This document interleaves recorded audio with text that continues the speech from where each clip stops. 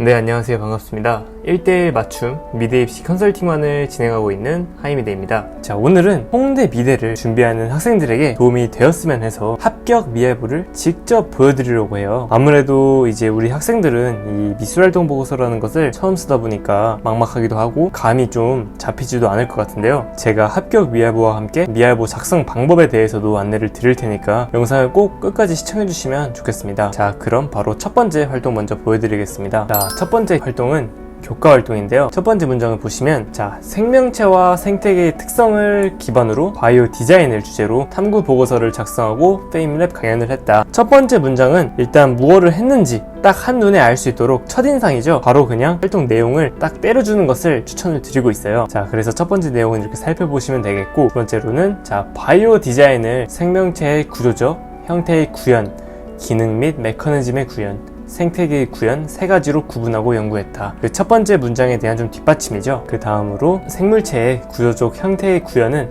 생물의 외적 형태를 비롯한 구조적 형태를 바이오 디자인으로 구현하는 방식이다 라고 기술이 되어 있고, 그 다음 문장을 보면 기능을 발휘하도록 최적화된 생물체의 외형적 특성을 인용하는 디자인은 비정형적 구조와 유기성을 활용해 과학적 응용이 가능하다. 쭉 읽어볼게요.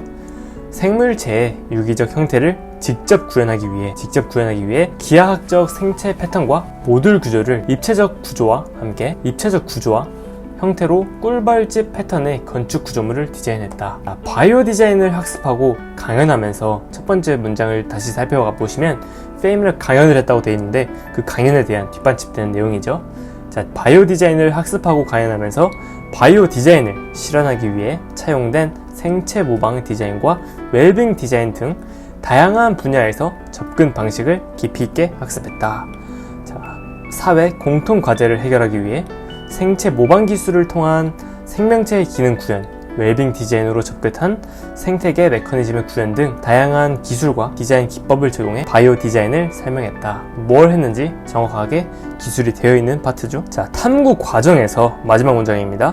탐구 과정에서 디자인의 과학적 접근 방법을 모색하고 유연하고 자유로운 디자인적 사고를 키울 수 있었다. 마지막 문장에서 이 학생이 이 활동을 통해 배운 점을 명확하게 기술을 하고 있죠. 이 점을 꼭 참고를 바랍니다. 자, 첫 번째 활동은 사실 제 영상에서 앞부분에 미열부 관련된 활동에서 공개를 한 적이 있는 활동인데, 그만큼 퀄리티가 잘 나왔고 이 학생의 본 캐릭터, 컨셉을 명확하게 담은 활동 중에 하나라서 좀 대표적인 활동이라 못 본 분들이 있을까봐 다시 한번 공개를 해드렸고, 그럼 같이 두 번째 활동을 보도록 하겠습니다.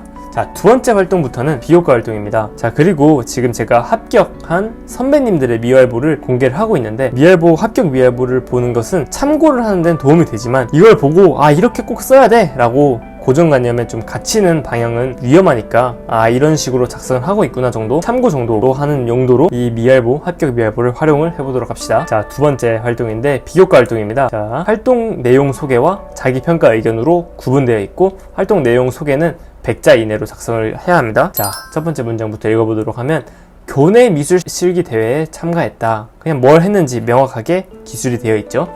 초현실이라는 제시어가 주어졌고, 다양한 재료로 주제를 표현하여 입선의 성적을 거둘 수 있었다. 활동 내용 소개 같은 경우는 사실 워낙 짧은 공간이다 보니까 되게 컴팩트하게 이 학생이 어떤 활동을 했는지 이 활동에 대한 소개를 객관적으로 담백하게 표현을 해주시면 됩니다. 자, 자기평가 의견 같이 보겠습니다. 초현실은 현실 밖의 세계가 아니라 현실 가운데 일어나는 비현실을 의미한다고 해석했다.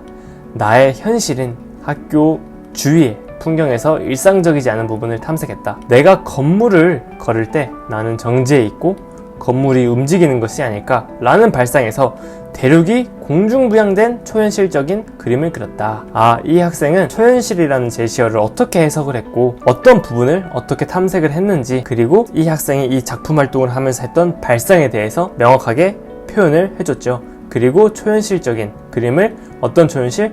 대륙이 공중부양된 초현실적인 그림을 그렸다고 텍스트로 무엇을 표현했는지 정확하게 기술이 되어 있다는 점을 꼭 기억을 해주시기 바랍니다. 자, 창틀의 그림자는 연필로, 흙과 같은 자연물은 색연필로 그렸다.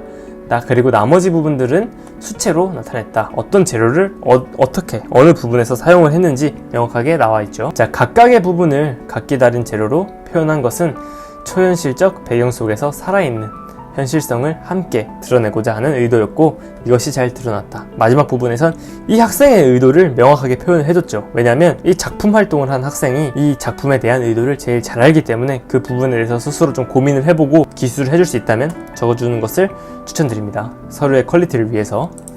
자, 그 다음 활동 같이 보겠습니다. 비교과 활동입니다. 자, 첫 번째 문장. 현재 도시에 아이들이 한정된 놀이 문화를 경험할 수밖에 없는 것이 안타까웠다. 이 학생의 생각을 일단 첫 번째 문장으로 적어두는데 이것도 이유가 있죠. 아이들에게 특별한 놀이 경험을 줄 수 있는 놀이터 꾸미기 봉사활동에 참여했다. 자, 이렇게 작성이 되어 있습니다. 그 다음 자기 평가 의견에 대해서 같이 보겠습니다. 자, 아이들에게 주는 특별한 경험이라는 부분에 집중했다. 성남시는 주변에 바다가 없다. 이 학생은 성남시에 사는 학생인가 봐요. 자, 생소하면서도 흥미를 줄 수 있는 바다 풍경을 주제로 놀이터를 디자인했다. 뭐를 주제로 어떤 활동을 했는지 명확하게 제시가 되어 있죠. 자, 물살에 의해 움직이는 산호의 동세를 관찰한 후, 관찰했구나. 산호를 터콰이스 블루와 에메랄드 그린 컬러를 반복한 패턴으로 디자인했다. 이것도 이 학생이 뭘 했는지, 어떤 미술 활동을 했는지 구체적으로 명확하게 작성이 되어 있죠. 또한 조개 껍데기의 거친 질감과 곡선 무늬에서 영감을 얻어 여러 곡선 문양을 놀이터에 배열했다. 이것도 마찬가지죠. 자, 색상과 패턴 모두 일상에서 보기 힘든 것들로 환상적이고 친근한 느낌을 유도했다. 자, 구조적으로 자연의 곡선을 살려 원한 부분을 최소화해 아이들의 안전을 생각했다. 마지막까지 이 학생이 무엇을 했는지 꽉꽉 압축시켜서 작성이 되어 있죠. 자, 그 다음 활동 같이 보겠습니다. 자, 활동 내용 소개입니다. 동아리 활동이네요. 동아리 활동을 통해 주기적으로 예술작품 전시회를 관람했다. 자, 디자인, 동양화, 조소, 서양화 등 다양한 장르와 표현의 예술을 접했고 나의 작품의 접목을 고민했다. 자, 그 다음 문장 볼게요. 그 다음 파트 같이 볼게요. 자, 다양한 전공의 학생들과 함께 전시를 관람하고 다양한 관점으로 토론을 진행할 수 있었다. 이 활동은 전시를 관람하고 다양한 관점으로 토론을 진행한 활동이죠. 어떻게 보면 직접적으로 뭔가를 제작하고 디자인을 만든 것은 아니지만 좀 간접적으로 관람을 하고 토론을 한 그런 간접적인 활동으로도 구별을 할 수 있겠네요. 자, 특히 인천 한중문화원을 방문해 한국과 중국의 문화가 만나 교류하는 양상에 대해 설명을 듣고 직접 체험해보면서 다양성의 이해라는 동아리의 목적을 달성하였다. 자, 우리와 비슷한 듯 하지만 다른 특징을 가진 중국 목조 건축에 대해 이해를 키웠다. 자, 보화전이라는 건물은 스케일이 큰 지붕이 인상적이었다. 직선의 나무를 여러 부분 나누어 곡선처럼 느껴지게 한 지붕에서 독창성을 느낄 수 있었다. 이거는 이 지붕, 이 직선의 나무를 여러 부분 나누어 곡선처럼 느껴지게 한 지붕을 이 학생이 직접 디자인한 것은 아니지만 이런 부분을 캐치하고 어떤 독창성을 느낄 수 있었다고 어필하는 것 자체가 이 학생의 어떻게 보면 관찰력에 대한 부분을 어필할 수도 있다라고 볼 수 있겠습니다. 자, 디자인적 문제 해결은 간단한 발상에서 시작됨을 깨달았다. 이 활동을 통해 배운 인사이트, 이 활동을 통해 배운 점을 마지막에 작성을 해 놓은 그런 글이네요. 자, 이렇게 지금 미술활동 보고서에 대해서 꼭 분명히 도움이 될 만한 미술활동에 대해서 제가 좀 공개를 하고 같이 읽어보는 시간을 가졌는데요. 자, 이쯤 되면 사실 정말 꿀같은 내용을 공개했는데 구독 한번 눌러주실 때가 된 것 같은데요. 자, 그러면 지금 미술활동 보고서 작성 방법에 대해서 제가 좀 간단하게 정리를 해드릴게요. 일단 미알보 작성은 앞서 본 것처럼 일단 무엇을 했는지, 이 학생이 뭐를 했는지, 그러니까 열심히 했다 이런 추상적인 단어는 배제하고 이 학생이 구체적으로 무엇을 했는지 내용 중심으로 작성을 해주시면 좋겠습니다. 자, 그 다음 두 번째로는 자신의, 이 학생이겠죠? 학생의 의도점이나 활동에서 배운 점, 그리고 인사이트를 스스로 차분하게 정리를 한번 해보고 그 내용을 미술활동 보고서에 녹여내 볼 것을 꼭 추천드릴게요. 자, 그 다음에 세 번째로는 미술활동 보고서를 작성을 하기 전에 꼭 기획 단계를 거쳐보는 걸 추천드릴게요. 이 합격한 미술활동 보고서, 저랑 같이 진행하면서 만든 미술활동 보고서들인데 그냥 작성해봐, 그 다음에 내가 첨삭해줄게, 이런 식으로 수업을 진행한 게 아니라 일단 기획 단계에서 어떤 활동을 셀렉을 하고 이 활동에 대해서 이 학생이랑 되게 심도 있는 인터뷰같이 질문지를 통해서 구체적인 내용들을 이 활동을 통해서 내운 점을 진짜 뽑아내고 그 중에서 좋은 내용들을 미술활동 보고서에 넣는 거예요. 처음부터 잘 적어야겠다 하는 것보다 이 미술활동 보고서를 작성할 때 꼭 필요한 기획 단계부터 시작을 하셔야 한다는 점을 제가 꼭 강조를 드릴게요.